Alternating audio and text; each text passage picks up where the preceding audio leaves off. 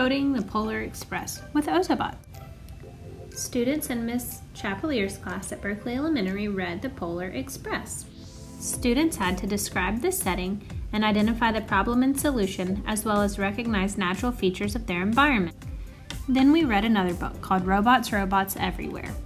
Students learned about real-life uses of robots, like going to Mars to collect data because humans can't do that yet, or diving deep below the Earth's surface in volcanoes that are too hot for people.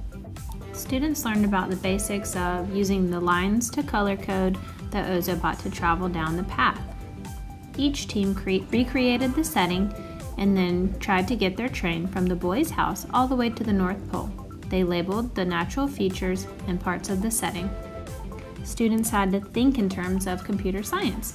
If parts of their code didn't work, they had to go back and revise it and make it better to solve the problem. Students had to use a growth mindset and use perseverance to not give up even when the coding was hard. The students collaborated on their team's map of the setting of the story. The students had to use critical thinking and communication to figure out why certain parts didn't work.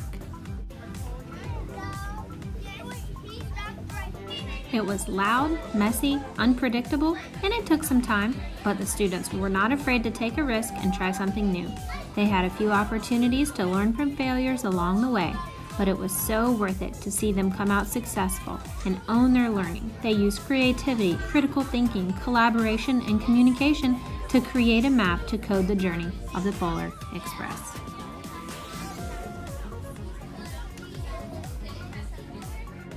And this is only the first step in the journey to much more complex coding and computer science skills.